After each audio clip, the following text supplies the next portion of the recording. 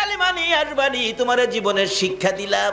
কিতাব লেখে আমার নবী এমন মায়ের খাইলো কালিমা প্রচার করতে যাইয়া, বইতে পারে না, উঠতে পারে না, হাঁটতে পারে না, অবশেষে কনি দিয়ে কর্নিং করে করে হুজরার দিকে রওনা হলেন। মা খাদিজা বলেন বহু সময় হয়ে গেল, রাসূল ফিরে আসতেছে না কেন, একটু বাহির হয়ে দেখি। ঘর থেকে বাহির হইয়া মা খাদিজা বলেন আমি দেখতেছি একটা পূর্ণিমার চাঁদ বালুর সাথে গড়াগড়ি করে। চিৎকার মেরে ডাক দিলেন, খাদিজা তুমি কে গো, বালুর সাথে গড়াগড়ি করো, তুমি কে জানতে চাই। আমার নবী খাদিজার কণ্ঠের আওয়াজ পাইয়া দূর থেকে চিৎকার মেরে ডাকলেন, খাদিজা রে, ও খাদিজা আয়, আমার চামড়া উঠাইয়া ফেলাইছে। মা খাদিজা বলেন দৌড়ে যাইয়া নবীজির পাশে গেলাম, আমার কাঁধের উপর বর করে নবীজি দাঁড়াইয়া আস্তে আস্তে হাঁটতেছে আর বলতেছে, খাদিজা রে, এই কালিমা প্রচারের জন্য গিয়েছিলাম, আবু জাহেল কোনো কথা মানলো না, শুনলো না রে, শুধুমাত্র মারতে ছিল, মারতে মারতে রক্তে লাল লাল করেছে। আমার আল্লাহ বলেন বন্ধু গো, খাদিজারে সাক্ষী বানাইলাম, এই কালিমা লইয়া কত মায়ের খেয়েছো। বন্ধু, খাদিজারে সাক্ষী বানাইয়া কথা দিলাম, এই কালিমাটা যারা পড়বে, এই কালিমা নিয়ে যারা চলবে, এই কালিমার মালা যারা গলায় নিবে গো, আমি আল্লাহ 10টা পৃথিবীর সমান একটা জান্নাত আমি দান করে দিলাম। যেই নবী রক্ত দিয়ে কালিমা দিয়ে 10টা পৃথিবীর সমান একটা জান্নাতের মালিক আপনাকে আমাকে বানাইলো, বলুন এই নবীরে চিনা দরকার আছে কিনা? বাবারা, জান্নাতের মালিক তো হলেন, নিশ্চিত আপনারা জান্নাতি। কেন? এই জান্নাতের টিকিট রোজগার করেছে মায়ের খেয়ে, রক্ত দিয়ে, না খেয়ে পেটে পাথর বেঁধে, মায়ের দেশ বাবার দেশ মক্কা ছেড়ে মদিনায় হিজরত করে এই জান্নাতের টিকিট আমাদেরকে কে দিয়ে গেলেন বলুন তো? আজকে কালিমা আছে কিন্তু নবী নাই। কি বলেন? কালিমা আছে নবী নাই, কালিমা আছে পর্দা নাই, কালিমা আছে হালাল খাবার নাই, কালিমা আছে নামাজ নাই। অথচ কালিমাটা কত দামি। কালিমাওয়ালার জীবনী খুলুন। হযরত আবু বকর সিদ্দিক রাদিয়াল্লাহু তাআলা যেদিন কালিমার মালা গলায় নিয়েছে, আল্লাহু আকবার বলুন, এদিন আর নিজের ইচ্ছায় কোনো কাজ আবু বকর করে না। কালিমা যা বলে, কালিমার ভিতরে যা নির্দেশ সেটাই মানে। আবু বকর কালিমা পড়ার পর কিভাবে আবু বকর নিজেকে পরিচালনা করেছেন, আবু বকর কালিমা পড়ার পর কালিমার সাথে সম্পর্ক কত গভীর। একদিন আবু বকর মা আয়েশা সিদ্দিকাকে জিজ্ঞেস করেন, আয়েশা, তোমাকে অল্প বয়সে নবীজির কাছে বিবাহ দিছি, অল্প বয়সে, তুমি কি জানো তোমারে কেন বিবাহ দিছি? মা আয়েশা বলেন, বাবা গো, আমি তো জানি না। আবু বকর বলেন, আয়েশা রে, অল্প বয়সে তোমাকে নবীর কাছে বিবাহ দিয়েছি। অল্প বয়সে রাসূলের কাছে বিবাহ দেওয়ার কারণ হলো আমি আবু বকর জান্নাতে যেতে চাই। আল্লাহু আকবার করুন। যেহেতু কালিমা পড়েছি, জান্নাতের টিকিট পেয়েছি, আমি জান্নাতে যেতে চাই। হাসরের দিন যদি জান্নাতে যাওয়ার সকল আমল যদি আমার বরবাদ হয়ে যায়, কোনো আমল যদি আল্লাহর কাছে গ্রহণযোগ্য না হয়, কোনো আমলের বিনিময়ে যদি আমি আবু বকর জান্নাতে যাইতে না পারি রে আয়েশা, সর্বশেষে আমি তোমাকে নিয়ে আল্লাহর আরশের কিনারে যাব। প্রভু গো, আমার এই মেয়েটাকে অল্প বয়সে তোমার বন্ধুর কাছে বিবাহ দিয়েছি, তোমার বন্ধুর কাছে অল্প বয়সে মেয়েটাকে বিবাহ দেওয়ার কারণে তুমি আমি আবু বকরকে জান্নাত দিয়ে দাও। জোরে জোরে খান সুবহানাল্লাহ। শুধু এটাই নয়, আবু বকর কালিমা নিয়ে কত কষ্ট করেছেন।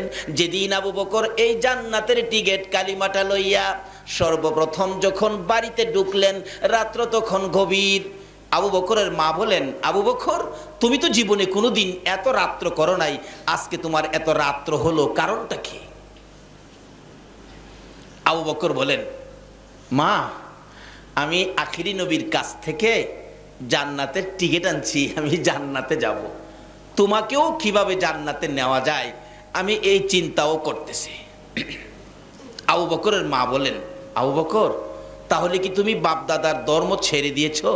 মা বাপ দাদার ধর্মে তো কিছু নাই, তুমি কি মুহাম্মদের পক্ষে গেছো? মা এটাই তো আল্লাহর পক্ষ। কি বললেন? আমাদের নবীর পক্ষটাই কার পক্ষ?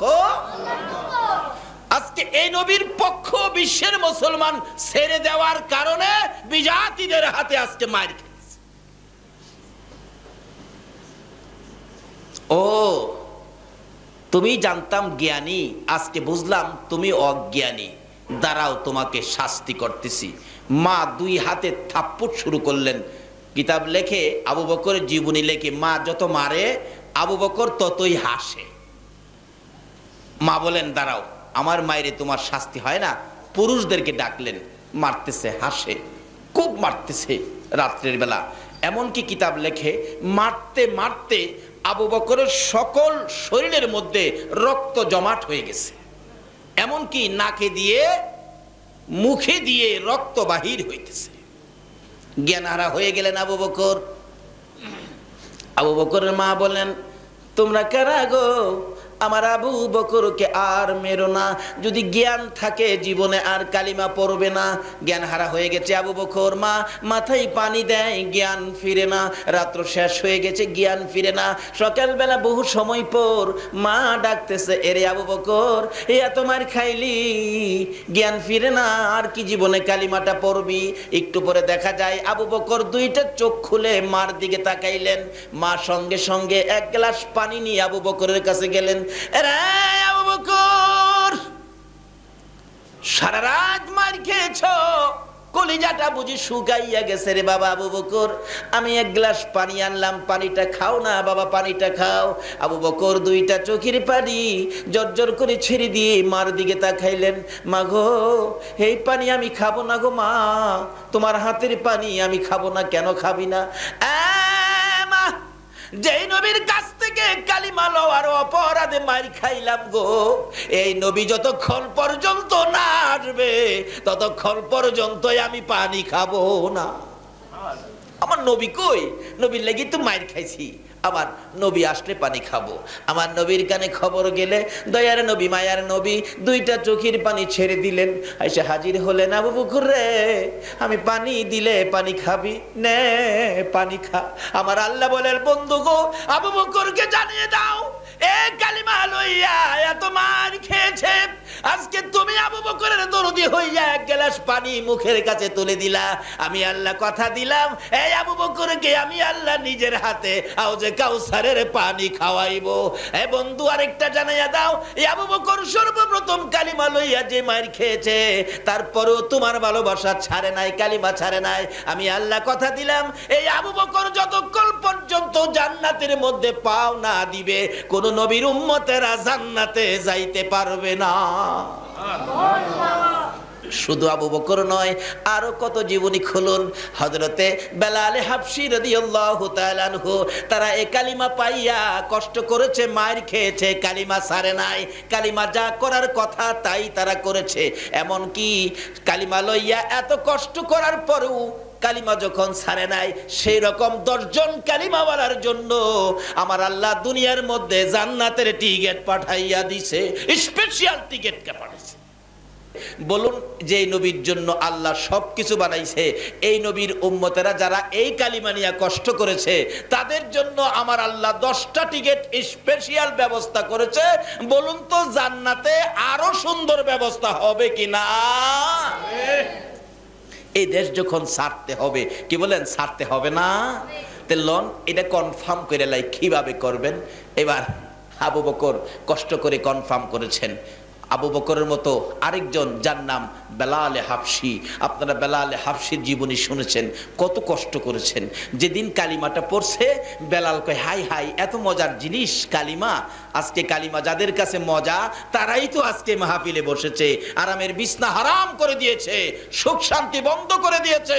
আর কালিমার মজা ভুলতে পারে না বিদায় আজকে কালিমা নিয়ে এখানে। যেই কালিমাই জান্নাতের বাগানে আনতে পারে, নিশ্চিত হন এই কালিমাই আপনাকে জান্নাতে নিতে পারে, এতে কোনো সন্দেহ নাই।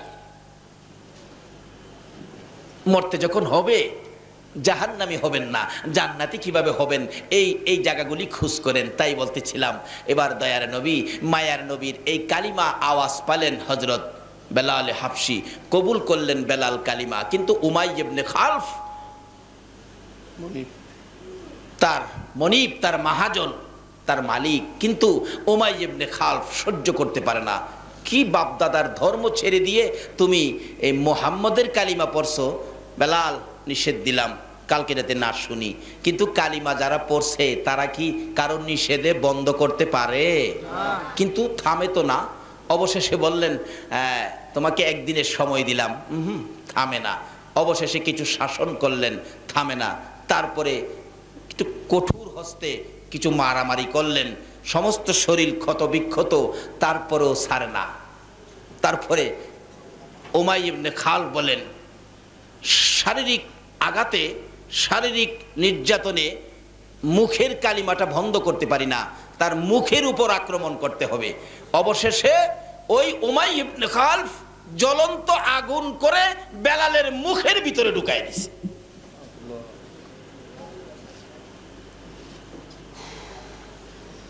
কত কষ্ট করে রোজগার করে আজকে আমাদের কাছে কালিমা।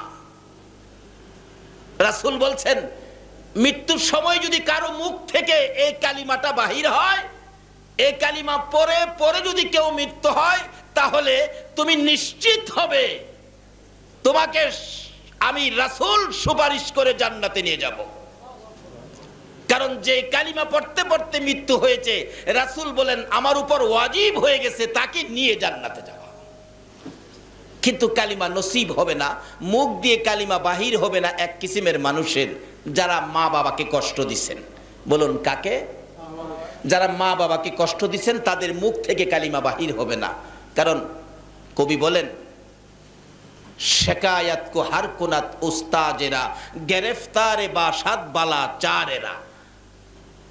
কিছু জিনিস আছে, যেমন পীর, উস্তাদ, বুজুর্গ, আল্লাহর ওলি এবং মা বাবা, এই কিসিমের পার্সন যারা, তাদের সাথে যারা বেয়াদবি বেত্তমিজি করেছেন, তাদের শাকায়াত যারা করেছেন, তাদের উপর 4টা বালা মুসিবত আক্রমণ করবে। 1 নম্বরে হবে তাদের মধ্যে কোনো শান্তি থাকবে না। বাড়িঘর বড়, বিদ্যা বুদ্ধি অনেক, টাকা পয়সাও বেশি, জিগাইলে খালি কেব না, শান্তি নাই, কোনো শান্তি তাদের মধ্যে থাকবে না। 2 নম্বরে হবে তাদের রুজি রোজগারের মধ্যে বরকত হবে না। 3 নম্বরে হবে তাদের মওত হবে অ্যাক্সিডেন্টে, মওত হবে অ্যাক্সিডেন্টে। 4 নম্বরে হবে মৃত্যুর সময় তার কালিমা নসিব হবে না। তার জ্বলন্ত প্রমাণ নবীর আদরের সাহাবী, যার নাম হযরতে আলকামা রাদিয়াল্লাহু তাআলা। আলকামা তার মাকে কষ্ট দিয়েছিলেন, কিন্তু মৃত্যুর সময় গণায় আসছে, তার সাকরাত শুরু হয়ে গেল। নবীজি খবর পায়া সাহাবীদেরকে পাঠাইলেন, তাকে কালিমাটা পড়াও, কারণ কালিমা পড়তে পড়তে মৃত্যু হলে তাকে নিয়ে জান্নাতে যাও আমি নবীর উপরে ওয়াজিব হবে, তাই তোমরা কালিমা পড়াও। কিন্তু কালিমার কথা বললে আলকামার চোখ থেকে পানি আসে, মুখ থেকে কালিমা আসে না। নবীর সাহাবী কিন্তু কালিমা আসে না। রাসূল খবর পায়া নিজেই গেলেন, আলকামা তুমি পড়ো কালিমা লা ইলাহা ইল্লাল্লাহু মুহাম্মাদুর রাসূল। আলকামা শুধুমাত্র নবীর দিকে তাকাইয়া 2টা চোখের পানি ছাড়ে, কালিমা পড়ে না, মুখ দিয়ে আসে না। ওই যে মারে কষ্ট দিছে, মাকে যারা কষ্ট দিয়েছেন, নামাজি হতে পারেন, হাজি গাজী হতে পারেন, কিন্তু মৃত্যুর সময় আপনার কালিমা নসিব হবে না। আচ্ছা কয় কি? একদিন এক সাহাবী নবীজির কাছে গিয়ে বলতেছেন, ইয়া রাসূলুল্লাহ, আমার বুড়া মাকে পিঠের উপর লইছি, বুড়া মাকে পিঠে লইয়া হজের যত কাজ আছে, মিনা, মুজদালিফা, আরাফা, সাফা, মারওয়া যা আছে, খানে কাবা, তোয়াফ, সব কিছু মাকে পিঠে লইয়া, বুড়া মা তো হুজুর, পিঠে লইয়া আমি মারে হজের আহকাম সবগুলো আমি আদায় করছি। এইভাবে যে মারে পিঠে লইয়া আমি এই কষ্টটা করছি, আল্লাহর নবী গো, মার হকটা কি আমার আদায় হইছে? রাসূল বলেন, ও সাহাবী, তোমার মারে পিঠি নিয়া এটুকুন কাজ করার পরে জিজ্ঞেস করছো মার হক আদায় হয়েছে কিনা। আমি রাসূল বলে দিলাম, এইটুকুন কাজ মারে পিঠের উপর করে যেই কষ্ট তুমি করেছো, এই কষ্টের বিনিময় তোমার মায়ের এক ফোঁটা দুধের হক এখনো আদায় হয় না। বাবারে কি ওয়াজ শুনবেন, কোন দিকে যাবেন? এই কালিমা লইয়া জান্নাতে যাবেন, মাত্র 2-3টা জিনিস সঙ্গে রাখেন, বেশি লাগে না। রাসূল বলেন, আলকামা, মুখ দিয়ে কালিমা আসে না, কার সাথে অন্যায় করাতে বলুন তো? মার সাথে। মুখে দিয়ে কালিমা আসে না। এরকম আল্লাহর ওলিদের সাথেও যদি কেউ বেয়াদবি বদতমিজি করেন, তাহলে আপনারও মওতের সময় কি কালিমা আসবে না। কারণ একজন ওলির সাথে বেয়াদবি করলে আমার আল্লাহ বলেন আমি তার বিরুদ্ধে যুদ্ধ ঘোষণা করি। আর যদি কেউ ওলির নেক নজর পেতে পারেন, তাহলে আপনি আল্লাহর প্রিয় বান্দা হয়ে যাবেন। জোরে কন্যা সুবহানাল্লাহ। একজন আল্লাহর ওলির জীবনী, নামটা আমার খেয়াল নাই, উনি রাস্তা দিয়ে হাইজা যাইতেছে পরে একটা বাচ্চা ছেলে গরুরে ঘাস খাওয়াইতেছিলেন। অনেক সময় গরু ঘাস খাওয়ায় না বাচ্চারা। এ হুজুর দেখে সালাম দিলেন, হুজুর আসসালামু আলাইকুম। বাচ্চারা এরকম হুজুরের সালাম দেয় না, কিন্তু যাকে সালাম দিলেন নামটা আমার খেয়াল নাই, উনি আল্লাহর ওলি ছিলেন। আল্লাহর ওলি বলেন, বাবা বাচ্চা মানুষ সালাম দিলা, তোমার নাম কি বাবা? তোমার নাম কি? হুজুর আমার নাম তো হলো ইমামউদ্দিন। ইমামউদ্দিন কই কি তোমার নাম ইমামউদ্দিন? তুমি কি দ্বীনের ইমাম? আল্লাহর ওলি বলতেছেন, বাবা তুমি দ্বীনের ইমাম হইয়া গরুরে ঘাস খাওয়াও, তুমি মাদ্রাসায় পড়ো, যাও, খুব ভালো হবে। আল্লাহর ওলির নেক নজর পড়ছে। আল্লাহু আকবার কন্যা। ও অলির দেশের মানুষ, অলির নেক নজরে যান। নেক নজর তো পড়ে গেছে। বাচ্চাটা গরু নিয়ে বাড়িতে গিয়ে বলতেছে, মা একজন হুজুর বলছে আমার নামটা বলে খুব সুন্দর, আমি বলে দ্বীনের ইমাম, আল্লাহর ওলি হুজুর বলছে মাদ্রাসায় পড়তে। মা কয়, বেটা ফকিন্নির পোলা, খাইবার পাস না, তুই মাদ্রাসায় পড়বি, তোর গরু খাওয়াইব কে? দিছে মা দৌড়ানি। ছেলে দৌড়ায় যায় মসজিদের ভিতরে ঢুকছে, ঢুকে দরজার চিপায় যায়া ভয়ে কাঁপতাছে। মা তো মসজিদের ভিতরে যায় না, বাইরে থেকে কিছুক্ষণ রাগারাগি করে চলে গেছে। এমনি এক মুসল্লি আইছে নামাজ পড়তে, বাচ্চাটা দরজায় চিপাই ভয়ে কাঁপতেছে, কাঁদতেছে। কিরে বাবা কি? চাচা আমি কইছিলাম মাদ্রাসায় পড়তাম, একজন হুজুর কইছিল নদীর হেই পার নাকি মাদ্রাসা যাইতে হইব। আমি মারে কইছিলাম, মা টাকাও দেয় না, আর আমার মারতে আইয়ে আমারে বলে মাদ্রাসা পড়বার লেগে দিত না। কয় তুই কি মাদ্রাসায় পড়বি? পড়ুম। আমার খালি নৌকাটা পার করে দিলে মাদ্রাসা যাইতে পারবো। কত টাকা লাগবে? 5 টাকা লাগবে। নে 5 টাকা, যাও, দিয়ে দিলাম। 5 টাকা লইয়া নদী পারিয়া বাচ্চা ছেলে গেছে গা। যাইয়া দেখে যেই হুজুর কইছিল ওই হুজুর ক্লাসে বসা। হুজুর আমি আইছি হুজুর, আসসালামু আলাইকুম। আল্লাহর ওলি বলেন, বাবা তুমি ইমামউদ্দিন? জি হুজুর। আসো। কায়দা দিয়ে, কারণ প্রথম অবস্থায় তো কায়দা দিয়ে প্রথম ক্লাসে তারে ভর্তি করলেন। অন্য ছোট ছোট ছেলেদের মধ্যে কায়দা, মানে হ্যাঁ তো একটু বড় হয়ে গেছে, অন্য ছেলেরা টিটকারি মস্কারি করে। হুজুর আইছে দি পড়তো, বড় দীক্ষা কয় হুজুর বলে। হ্যাঁ কায়দা পরে অন্য ছেলেরা বড় বড় কিতাব লইয়া যা হের কাছে পড়া কয়ে দিত। হ্যাঁ কয় আমি আইছি পড়তাম, হুজুরে কইলো হ্যাঁ আমার ঠাট্টা করে, যাক আর পড়তাম না। হুজুরের কাছে বইয়া কানতেছে, আল্লাহর ওলির কাছে। কিরে বাবা কান্দো কে? হুজুর আমারে আপনি কইছেন না এবার লেগিয়া, আমার এই বড় বড় কিতাব নিয়ে দেয়, আমি কায়দাই পারি না, আমার বড় কিতাব দেয় পড়বার লেগিয়া। আমি বলে হুজুর আমার কাছে আনে পড়া কয়ে দিতাম। তাই নাকি? হ্যাঁ বসো।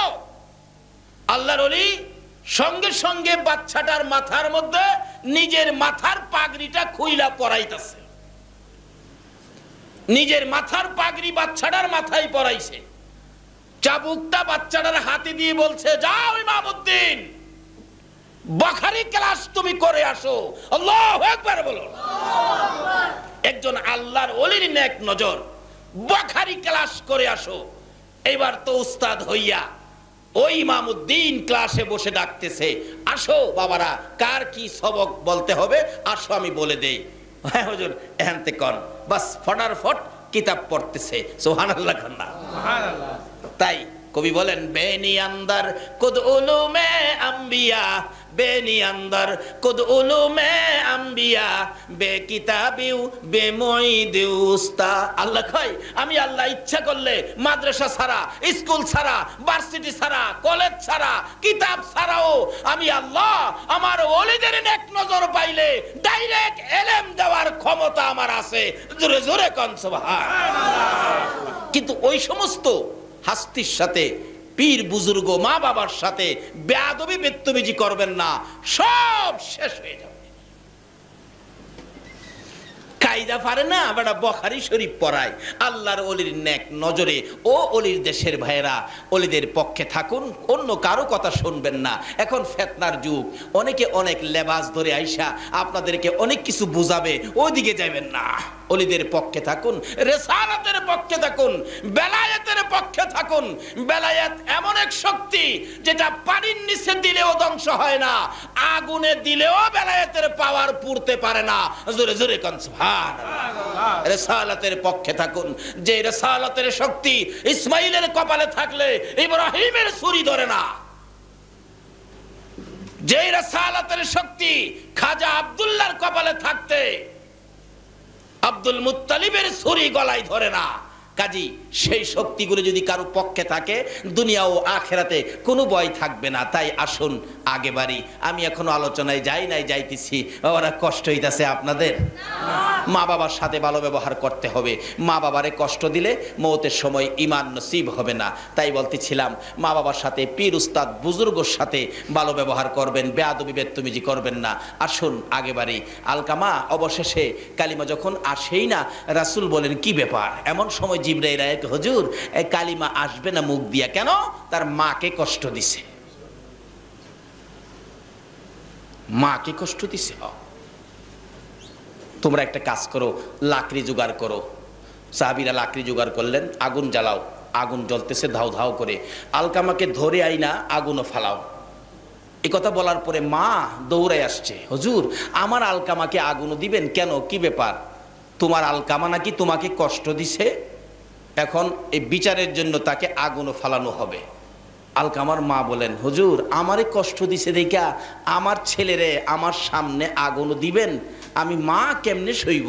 হুজুর একটা কাজ করেন, আমি আমার ছেলেরে মাফ করে দিছি, আপনিও মাফ করে দেন, আল্লাহকেও বলেন মাফ করে দিতে। রাসূল বলেন, মা ক্ষমা করার সাথে সাথে আলকামা ঠাস ঠাস করে কালিমা পড়তে পড়তে জান্নাতি হয়ে বিদায় হয়ে গেছে। আর কেউ বলতে হয় নাই, এমনি থেকেই কালিমা পড়া শুরু করে দিছে। বাবারা, মাকে কষ্ট দিবেন, মওতের সময় কালিমা নসিব হবে না। তাই এই আমলগুলো যেন আমাদের সাথে থাকে। সকলে বলুন আমিন। আসুন বলতেছিলাম, এটা কেমন কালিমা? এক একটা কালিমাওয়ালাকে 10টা পৃথিবীর সমান জান্নাত। কিন্তু এই কালিমার মর্যাদা, কালিমাটা কি জিনিস একটু বুঝে শুনে কিছু করলাম না। করতাম যদি আবু বকরের মতো মায়ের খেতে হতো, যদি বেলালের মতো, বেলালে হাবশির মতো মুখের মধ্যে আগুন ঢুকাইতো, তাহলে কালিমার মূল্য, কালিমার মর্যাদা দিতে পারতাম। উমাইয়া ইবনে খালফ বলেন, মুখের ভিতরে আগুন দিলাম, বেলাল তো কালিমা ছাড়ে না। সারা শরীর ক্ষত বিক্ষত হয়ে গেল, সারা শরীর গা হয়ে গেল, কালিমা ছাড়ে না। তারপরে নিষ্ঠুর পাশার উমাইয়া ইবনে খালফ নির্দেশ দিলেন, বেলালকে সারা শরীর গা অবস্থায় একটা কাঁচা চামড়ার ভিতরে ঢুকাইলেন। কাঁচা উডের চামড়ার ভিতরে ঢুকাইয়া সিলাই করে মরুভূমির রৌদ্রের মধ্যে ফালাইলেন। বলুন অপরাধটা কি ছিল? অপরাধটা এই কালিমা লইয়া এত কষ্ট করেছে, আজকে কালিমা লইয়া 5 ওয়াক্ত নামাজ পড়তে রাজি না।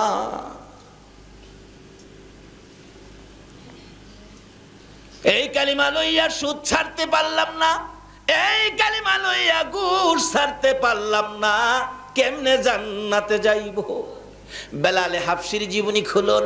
বেলালে হাবশি কাঁচা চামড়ার ভিতরে সারাদিন রৌদ্রের মধ্যে, বেলাল শ্বাস ফালাইতে পারে না, মরুভূমির রৌদ্রের তাপে আলুর মতো সিদ্ধ হয়ে গেছে। বিকালবেলা যখন চামড়ার সিলিটা খুলে দিত, বেলাল জ্ঞান হারা হয়ে মাথা জমিনে ফালাইয়া দিত।